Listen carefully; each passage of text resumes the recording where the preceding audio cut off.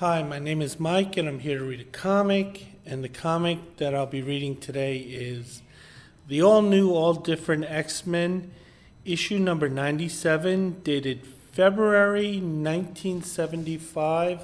I'll confirm that. Yeah, it's 1975 comic. My overall impressions of this comic is it's one of my all-time favorites. It's obviously, it's one of the early issues of the quote new X-Men, and it's a comic that's been well reviewed because there are so many other X-Men podcasts.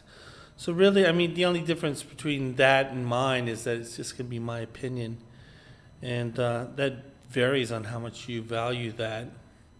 Nevertheless, I'll take a look at the comic. I'll also take a look at something that's non-X-Men related, but nice little story, I think.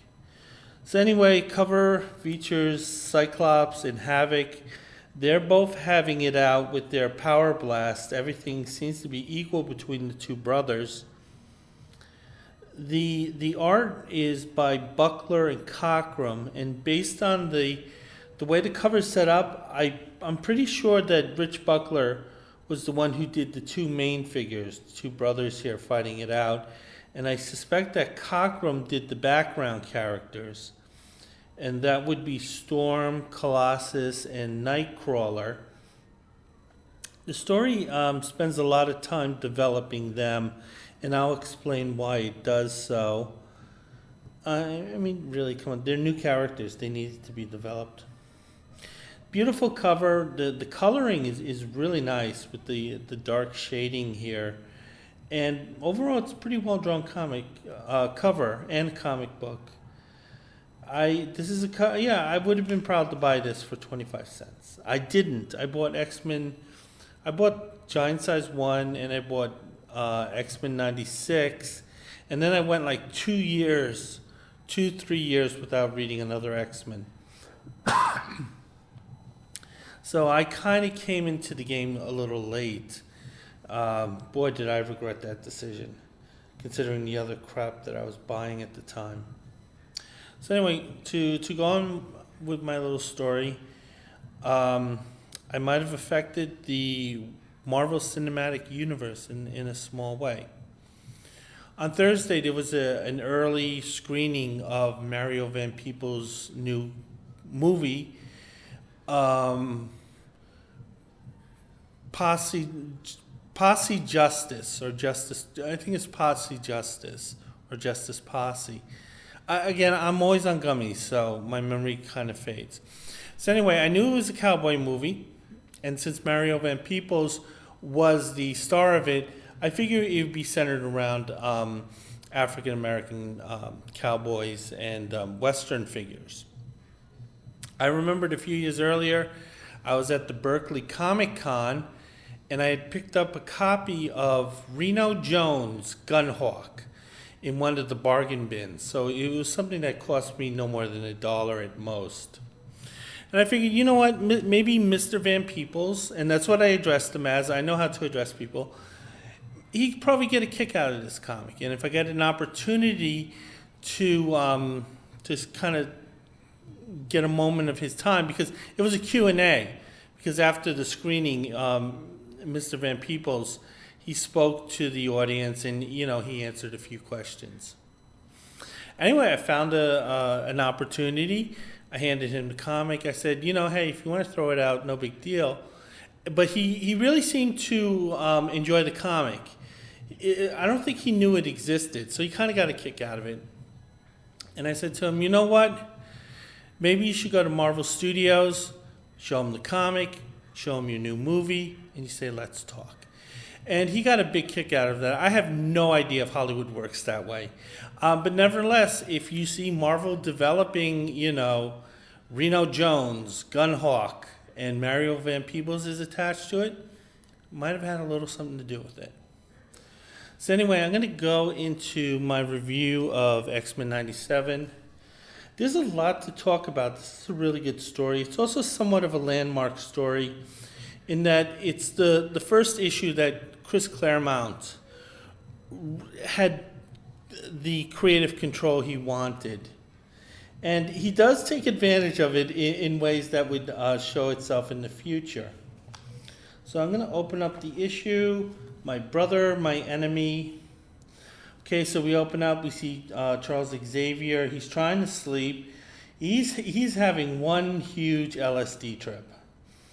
This is the only way I can kind of describe it. This is sort of like X-Men meets hybrid Star Trek. The art is by Dave Cockrum. He definitely was a guy who was interested in futuristic designs, and he sort of had his own aesthetic. Mind you, Star Wars had not come out at this time. I believe they were probably filming Star Wars at the time.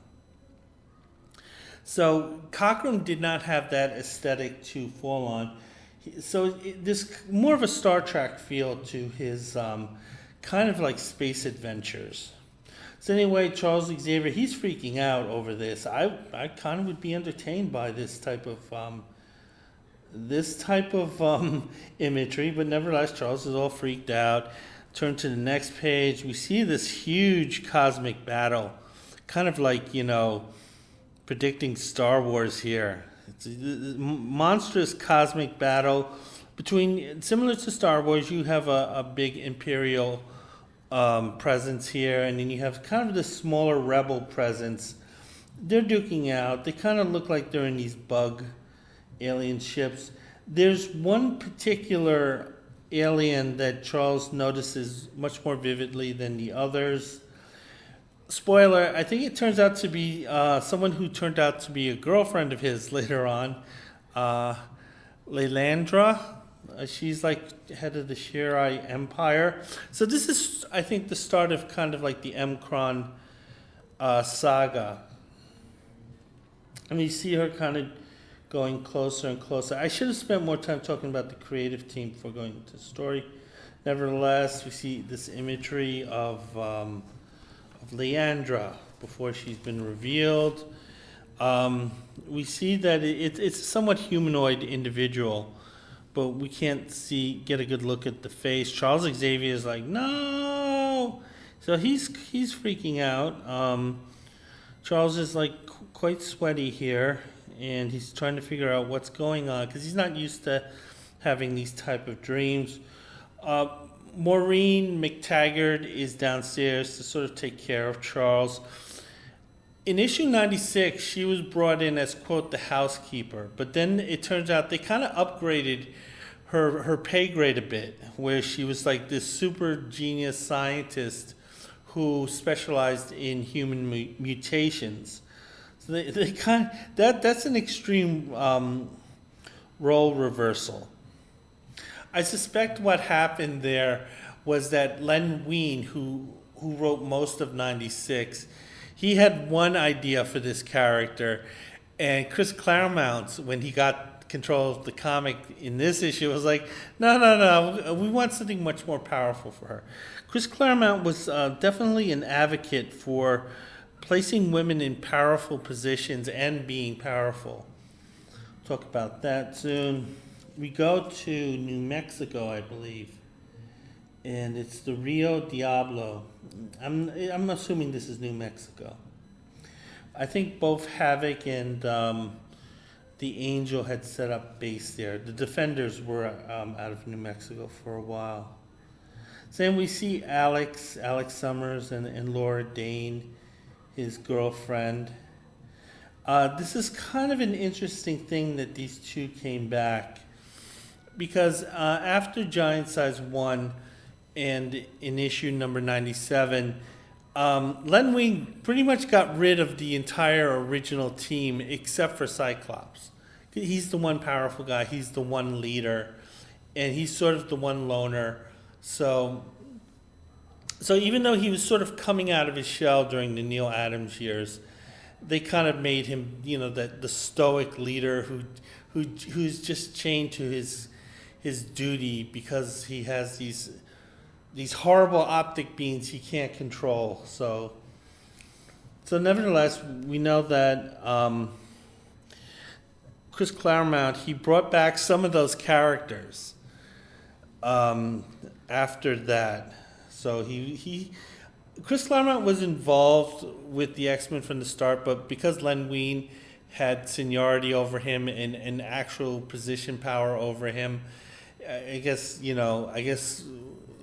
Chris just had to kind of lump some of these things that Wein did. And then when Wein became the publisher in chief, his duties became so great that Chris Claremont kind of took over the title.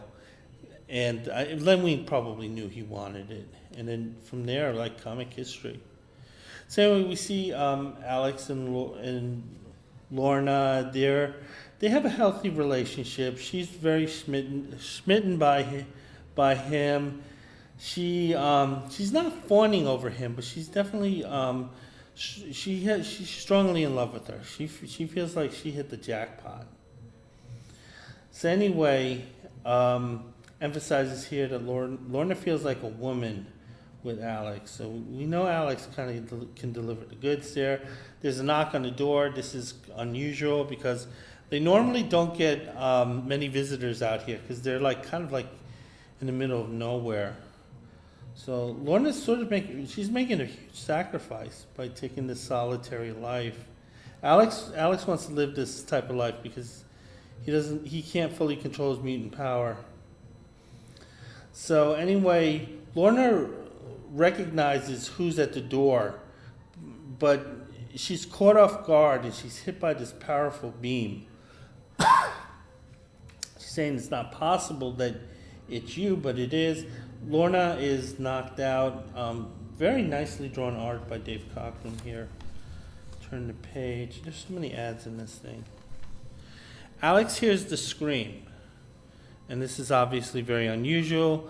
And, he's being a good boyfriend and he's running to Lorna's aid. However, it turns out that Lorna has recovered from the beam that hit her. And now that she sort of has a change in attitude. She's very sarcastic and very, sharp to the point.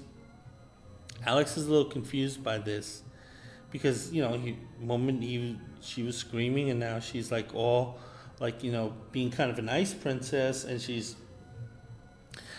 bringing out a new costume that she designed, or Dave Cockrum designed for her. Lorna turns on Alex, just blasts her with a power beam. Her powers are the power of magnetism. So I don't know if a magnetic beam of this type of intensity would cause this type of reaction, but nevertheless, yeah, she's quite powerful. She's even bragging that she can kill people with it. The visitor, however, is happy that she did not do that, saying, we need this guy to help us in our mission. So anyway, we shift to JFK Airport. And Charles Xavier, he's going out on vacation, and the other X-Men are at the airport kind of wishing him well, seeing him off. This is definitely kind of an accurate representation of JFK Airport. I remember being there in the mid-'70s. We see that Jean is there. There are a couple X-Men short, like Banshee and Wolverine aren't around, and I'll explain why. But we see Jean is there. That's another character that Len Wein had exiled, and then Chris Claremont was like, hey, bring her back, I like her. So she's back in the fold, because she's still Scott's girlfriend. We see Aurora, Storm. Both ladies are fashionably dressed. This clothing is totally fine in 1975. Everyone is pretty well dressed for the time. So anyway, Professor Xavier, he's giving his goodbyes, saying that you can trust my housekeeper, and I you guys will be fine. Jean's kind of being a little bit of a mother hen here, just kind of kind of going a little overboard with the you take care of this. Nightcrawler is there. He's using his image inducer. That that was obviously because of Nightcrawler's appearance. It draws a lot of attention. So they came up with this idea of an image inducer, where he can use it to create a kind of a holographic illusion that of anyone he wants to be. And he kind of picked an individual he wants to look at. This is definitely a DC idea. Later on, they got rid of it. I don't know whether it was Claremont or John Byrne. I think they might have gotten rid of it during the Cockrum years. I think they realized it was too much of a DC thing, and the things they liked about the Nightcrawler character, they felt the image inducer was sort of hypocritical. And both Cockrum and Claremont, they actually favored Nightcrawler pretty much over anyone else, including Wolverine. It was John Byrne who realized the importance of Wolverine. But at this time, Cockrum and Claremont preferred Nightcrawler. So there's a lot of Nightcrawler. Charles Xavier, he has some money, so he can charter his stuff. So,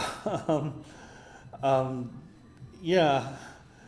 So anyway, Charles Xavier, he's kind of not happy about the way that Kurt is playing around with his image inducer, because he makes himself look like Errol Flynn here. So anyway, Nightcrawler and Colossus in their civilian clothing, they're kind of bird dogging some of the ladies at the airport. Then they both notice that, or at least one of them did, that Havoc and Polaris have shown up at the airport. They're both in costume, so at this point they're Havoc and Polaris. Colossus, Peter, he's looking at this. He's not quite sure what's going on. Again, some really nice art here. Scott sees Alex in his uniform. He's wondering what he's doing here and what Lorna is doing here. He's demanding an answer from his brother pretty quickly. It turns out that Jean senses something wrong with them mentally. She's I guess picking up the mental images that they're broadcasting or thinking about. And Jean tries to warn Scott that it's a trap. However, Polaris blasts Jean Grey with a blast. Again, she's quite powerful, so this could be a fatal blow for Jean. And we turn the page, and we see Scott. He's pissed off. He's crazy. He sees his girlfriend getting blasted. He's demanding answers. Neither Havoc or Lorna, or I should say Polaris, neither Havoc or Polaris is answering any of Scott's queries, and they're making it clear that they want to get Professor X. And Scott is saying, no, you are not. So anyway, there's some really nice drawn art here. We see the pilots of the charter flight. They're noticing this scuffle between the two brothers. They just see a couple of super-powered weirdos. The charter plane takes off, and right now it's in a race between this and Havoc getting a clear shot at the charter flight. Havoc and Polaris, they're running toward the plane as it's trying to take off from the runway. Scott says, "Stop those two. Do what you can." And that's when Kurt and Peter, they go into action as Colossus and Nightcrawler. So anyway, again, pretty dramatic art here. We see the charter plane still going down the runway, and at the same time, Havoc has a clear shot at them, and they know he's not going to miss. However, Nightcrawler notices this along with Colossus. Nightcrawler is fast enough that he's able to jump Havoc from behind, kind of throwing his shot off, and the shot instead hits a 747 in a really spectacularly drawn piece of art. The charter guys just got away, and they realized exactly the fate that was waiting for them. Okay, So then we turn the page again. Some really nice art here. And the X-Men, along with Havoc, are horrified by what happened. But it turned out the plane was empty, so there was only just property damage. Havoc is still under control, although he's aware that he's doing things he doesn't want to do. And this is sort of the dynamic that Chris Claremont wanted to kind of play off. He wanted to play the two brothers off. And both Havoc and Polaris reacted differently to the mind control beam. Havoc was sort of, he's reluctant to do what he wants to do. And Laura Dane she's 100% on board with any type of evil that she has to do. And that's obviously because Chris Claremont was doing a little plot convenience, and they reacted how he needed them to react, because he wanted to have the two brothers and kind of the conflict there play out. But at the same time, he wanted to test Jean and Storm, who's kind of, because Jean's knocked out, so Storm is her proxy, where the girls would sort of go against each other, where they'd be tested against a real supervillain in Polaris, and she's not showing any of the mercy or concern that Havoc is showing towards his brother Scott. Anyway, Scott he's dressed as Cyclops, so he's in full X-Men mode. He confronts his brother, saying, "What the fuck are you doing? What the hell's going on?" Then he hears a voice from behind. He turns and he looks, and he sees a figure that he recognizes from the past, and it's Eric the Red. But he doesn't understand how this guy is Eric the Red, because Eric the Red only existed as an imposter that Scott Summers created, Cyclops created. I think it was X-Men number 51, and he was trying to infiltrate some group, and he took on the identity of Eric the Red. There's a couple reasons why Chris Claremont picked this particular villain. One, it's a little bit of a surprise, and it's kind of like a curveball to both the characters in the story and to most of the readers. The likely reason why Chris Claremont picked this villain is because of all this bondage gear that he has on. By 1970 standards, this was bondage gear. And it was well known that Chris Claremont had certain fetishes. He was a member of what was called the Hellfire Club. And he would use this name in the Dark Phoenix saga. But anyway, the Hellfire Club was an actual club that existed in New York City. It was very similar to Plato's Retreat or like Adam's Apple. It was a swinger club. At Plato's Retreat, you can make your dreams come true. Fulfill your wildest fantasies, we've got them all for you. The pleasure and the fun will keep you feeling young. It's for you. It's for you. And that particular club focused on S&M. And I'm sure that this outfit at the time had a lot of appeal to Chris Claremont. I think in one issue of the X-Men, they had Charles Xavier in bondage outfit. I think Chris Claremont wanted to add nylons, have him, in nylons like Dr. Frankenstein and what was it, Rocky Horror Frankenstein. I forgot what they called him. It was a terrible movie. Anyway, and Jim Shooter was like, no. We'll let you use some light bondage, but no nylons for Charles. So anyway, this is probably why Eric the Red was brought out of this dormant. Eric the Red is a powerful guy. He he shoos away these three powerful X-Men with one kind of wave of his hands. So this guy's a dom. He's not a sub. He's a dom. He's only a bottom for one guy, and that's the emperor of the Shirai Empire that he's working for. We find that stuff out later because Claremont really kind of like drew out the saga.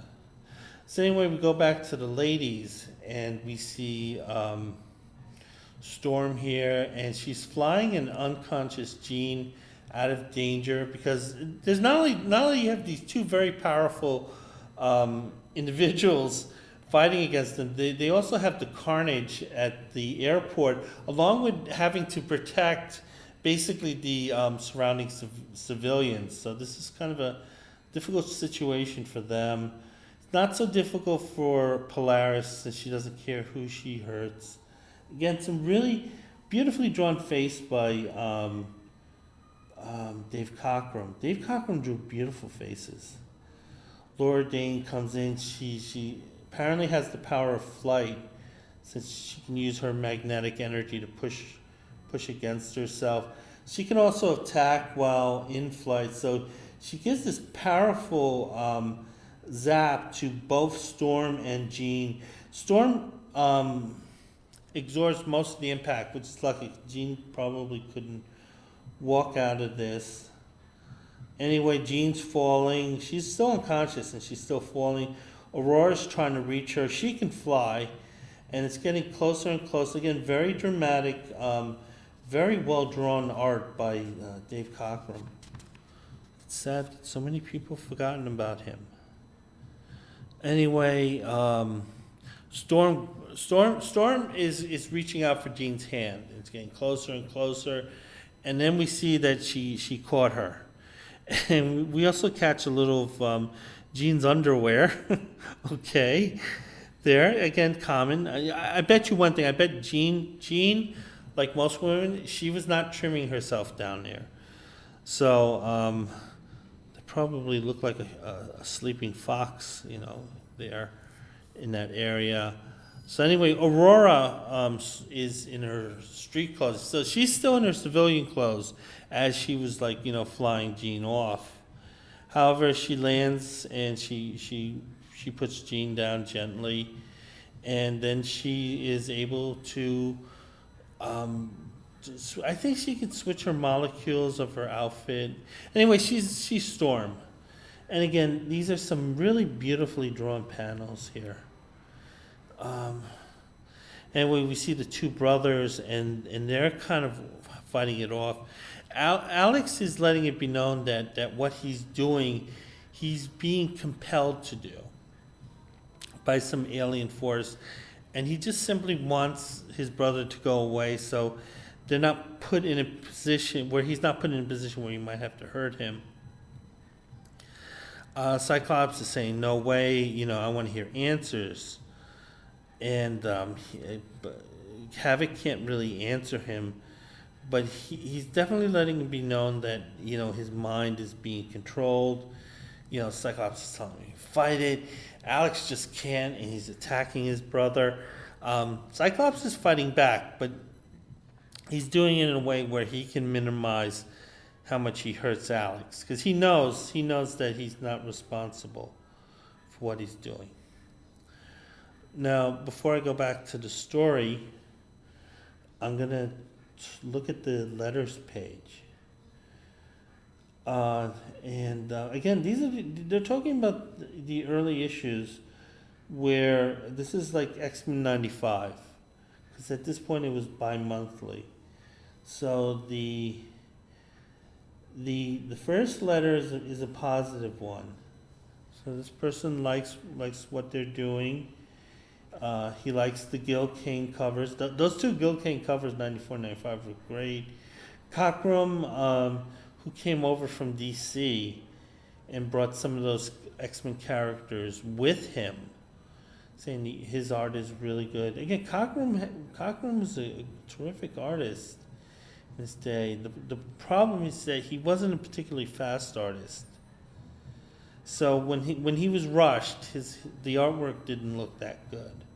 But when he wasn't rushed, he was a terrific artist. Anyway, they're talking about, and he's kind of mentioning some possibilities about what they could have done in terms of emotion in the story.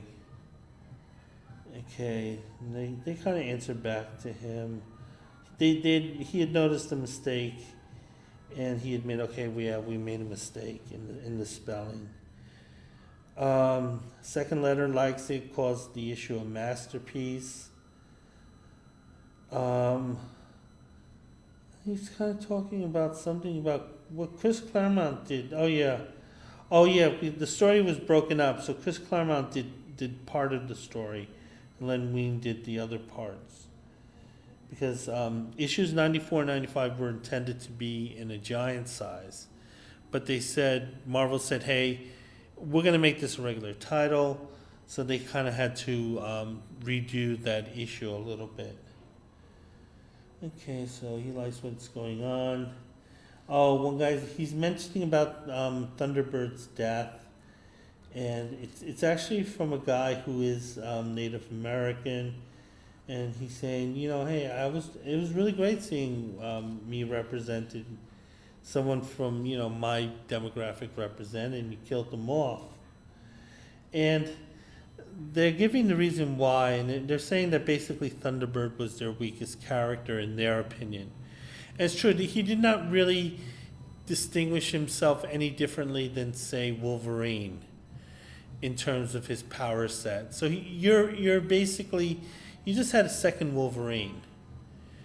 And they didn't feel like they could go anywhere with him. It's somewhat true, I guess. Early on, Wolverine actually was not very well liked. He was looked upon as kind of a Hawkeye knockoff. And there were some people saying, you should dump this guy because he's boring and doesn't add anything. Then issue 96 came out. And that's when Chris Claremont, who was in charge of that part of the story, he created the Wolverine persona in one page. And it's absolutely amazing. And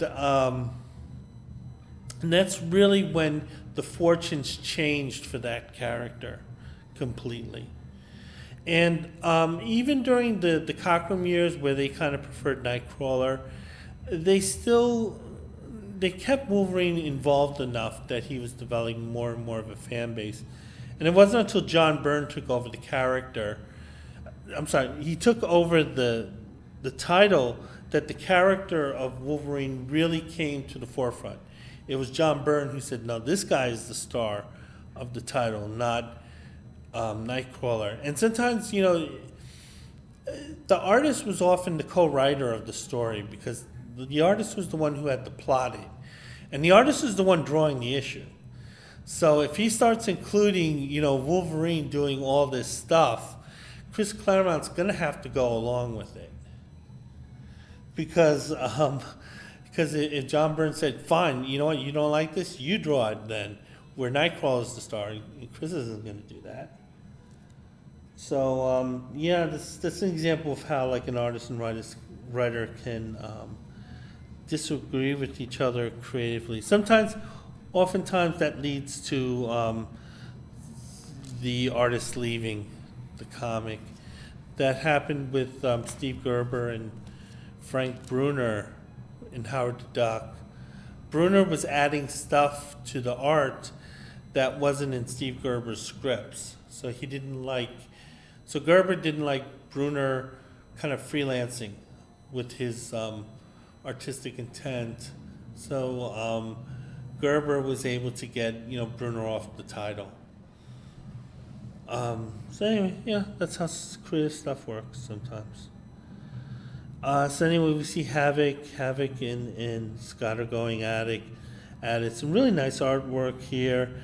Havoc unleashes a power beam, and it hits the wall, but the debris injures Cyclops. Havoc is horrified. He didn't mean to do this. So I guess this type of emotion kind of helps him overcome the control of the mind control that Eric the Red exerted over the two. Havoc is helping his brother. His brother cold cocks him right here, saying, "Dude, this is for your own good. This concussion, this is a good concussion." Same way, again, Havoc and Cyclops are going at it, kind of having the brotherly thing. Meanwhile, Colossus and Nightcrawler, they're trying to deal with Eric the Red. Yeah, we kind of forgot about him. He's a pretty powerful guy too. And they're really having a hard time with him. Because this guy's like holding his own against these two. He seems like a seasoned fighter. However, again, Nightcrawler and Colossus, they're using good teamwork here. So, Nightcrawler hits him low, Colossus hits him high, Eric the Red's still blasting away. Really nice artwork here. Eric the Red slams Colossus into an airplane wheel. Then the lower half of the airplane falls on Colossus. Nightcrawler is horrified by this. He doesn't know what happened to Colossus. And again, we see some really beautifully drawn artwork. Nightcrawler, he's concerned for his friend, but his friend is saying, "Hey, I'm A-okay." And in fact, you know what? Eric the Red, let me give you something. COD. And he throws the airplane wheel right back at Eric the Red. So it's kind of a standoff. Right now, these two guys are holding their own against a powerful foe. Meanwhile, above them, Polaris and Storm, they're having it out. They're just blasting away. These are two very powerful women. This is what Chris Claremont liked. He definitely was a sub. He was not a dom. Even with the ladies, he was the dom. He was the bottom, and they're going at it. We see Polaris. Polaris is still, playing the evil villain game. So she hasn't. Her mindset hasn't changed one bit. She feels like, this is sort of just a game. There's a lot of people being endangered by this, and she views it as a game. Storm is pissed off. Storm is like, how dare you say that with all these people that you're attacking and you want to hurt, and you're just dismissing it as a game. Storm is really angry, and she lets loose on her. She is like, colonizer, you take this. And she gets like all that African, whoop ass out, and she just spanks Polaris. And Polaris screams out. Again, beautiful artwork by Dave Cockrum. Havoc sees Lorna, and he's freaking out. This time he's in control of his emotions, but he's pissed off at his brother, saying that if anything happened to her, I will kill all of you. I am that psychotic. So anyway, turn the page. I guess we can look at a couple of things here. One was the Marvel Bullpen. And not a big fan of these. They were just really badly written. Kind of take a look at what's going on. Stan Lee's just talking about Thanksgiving, so most of it's just a poem here, so he's kind of just being a little lazy. Okay, we see the first item says nothing. Second item says nothing other than it mentions that they might be mentioned in another magazine. Okay, the third item, they're talking about Marvel Premiere number 28's coming out, and has the Legion of Monsters in it. And I remember buying that. That comic was shit. That comic was terrible. And I feel bad that Bill Mantlo wrote it, but I'll talk about him later when I highlight one of the comics he wrote. So we're talking about 26 and the Legion of Monsters, trying to maybe make these guys into a team. I never really cared for Marvel's monster stuff, even though I recognized there was some good stuff in it. Like the Man-Thing was a good title. I like some Ghost Riders, but I just couldn't get into those guys. So they're talking about Howard the Duck again. This is their big thing. This turned out to be something of a problem for Stan Lee. Stan Lee was doing a lot of college circuit tours. Basically, he'd go to colleges and he'd be paid a fee, and he'd talk to the students. Stan Lee is like a cheap flim-flam salesman. So he has his shtick memorized. So if you ask him a question, you're not really getting an answer. You're just getting a templated answer. He was sort of giving chat CBT type talks. And Howard the Duck came out. Steve Gerber created him. He was in a Man-Thing title. Gerber kind of did it as a joke, but it turned out the character was a huge hit with college kids. And all these college kids were asking Stan Lee about Howard the Duck. And he had no fucking idea who Howard the Duck was or what they were talking about. But the thing is, he couldn't say that to these kids because they were under the illusion that Stan was the comic guru.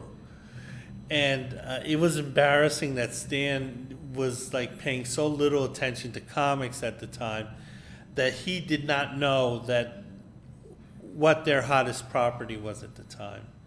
So apparently, according to Jim Starlin, Stan Lee went around the Marvel offices saying, "Who the fuck is Howard the Duck?" Okay, so that's a lot of babbling. That's what gummies will do to you. Omega the Unknown. That was a weird ass comic. That was weird. That was from Steve Gerber. Talking about Warlock here. That was when Jim Starlin took over. That was a great run.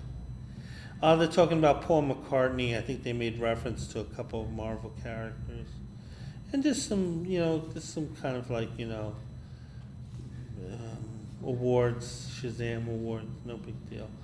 I guess I can kind of look at the Spider-Man advertisements. Spider-Man and the Kidnapped Caper. Yeah, I've seen this one before. So anyway, Spider-Man is going into his apartment.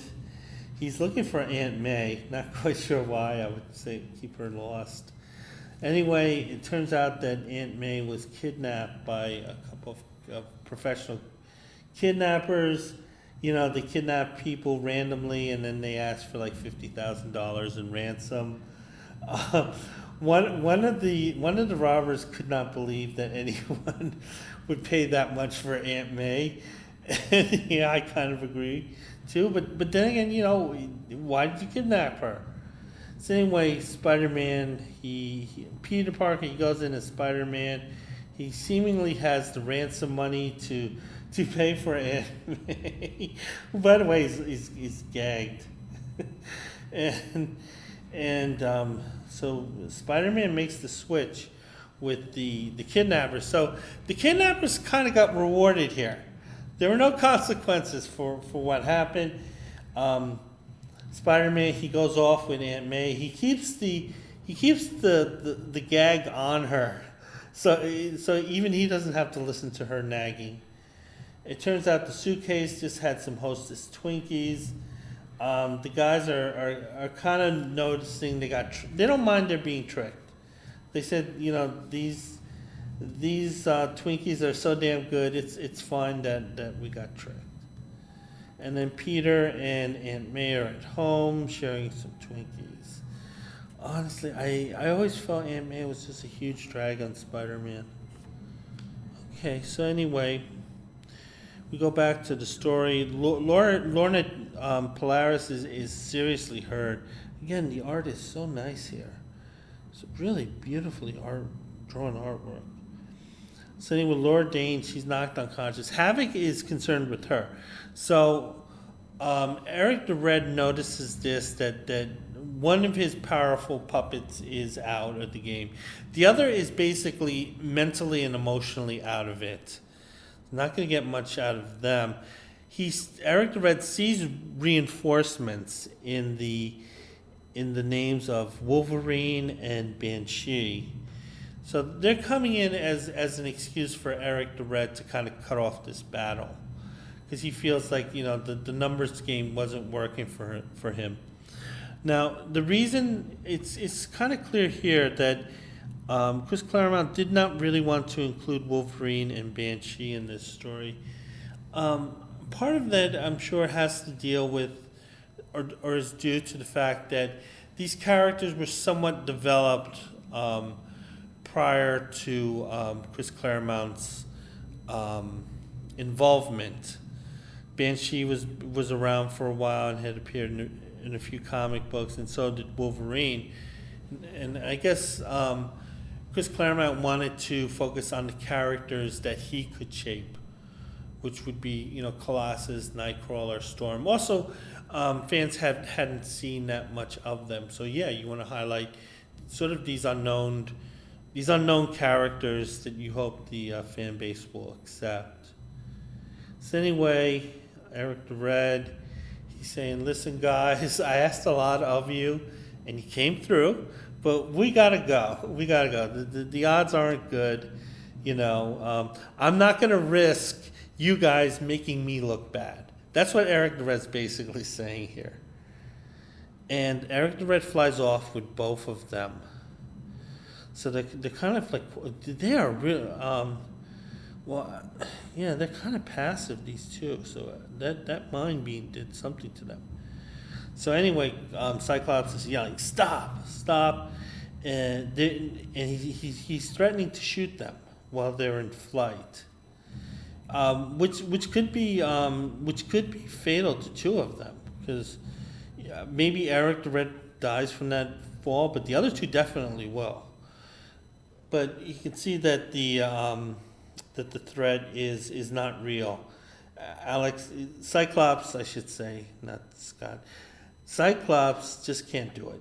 He can't hurt his brother, so he lets them go, but it hurts him. Meanwhile, Wolverine is totally pissed off at him, and he's saying, "What are you doing? You got them in your sights. Blast them." And Wolverine is totally pissed off here. And again, this is kind of Wolverine's in it probably a total of 1 page, but again, you see that Chris Claremont is really kind of going forward with the growth that Wolverine showed in issue number 96. Beautifully drawn art. Oh, you see the anger on Cyclops' face as he's listening to this little rodent just dig into him. And he finally has enough. And he hits him with a backhanded punch and tells him to shut up. Wolverine's pissed off. He unleashes his claws and he says, "I'm going to cut you wide open for that. Murder one, right here." However, Storm stops him, saying that, "Listen, if you want to deal with him, you got to go through me." This kind of gives Wolverine a little bit of an out. He can kind of say, "Hey, it's not worth it," or, "Okay, I don't really want to hurt you, Storm, so I'll back away." So Wolverine is given a little bit of humble pie here. We look at the last panel, and we see multiple Watchers. We see who we later find out in the next issue is Stephen Lang and one of his... If you had read issue number 96, you would have known this is Stephen Lang and the Sentinels. But watching Stephen Lang and the Sentinel, watching the X-Men at JFK is another individual. So this person, we don't know whether at the time they're interested in Lang or the X-Men. Turns out he's interested in the X-Men. That's the Emperor, the Mad Emperor, who was brought down in X-Men 108. So anyway, that's my look at X-Men number 97. It is a terrific issue. I know a lot of younger fans don't really care much for the type of writing and the type of art that's seen in this. When it was new, it was really groundbreaking, and a lot of people today, and it's understandable, don't realize that that what seemed corny and dated then was actually groundbreaking, because it's kind of the norm what Chris Claremont was doing. He was putting a lot of character development into his characters. He was putting a lot of story development. It's really amazing how many kind of tangent issues there are in the X-Men run, because there were some issues that seemed to be, they existed just either to start new arcs or to sort of develop the characters. I'll take a look at some of those at some point. So anyway, that's my review of X-Men 97. Hope you enjoyed this, and I hope to have more reviews up soon. Bye.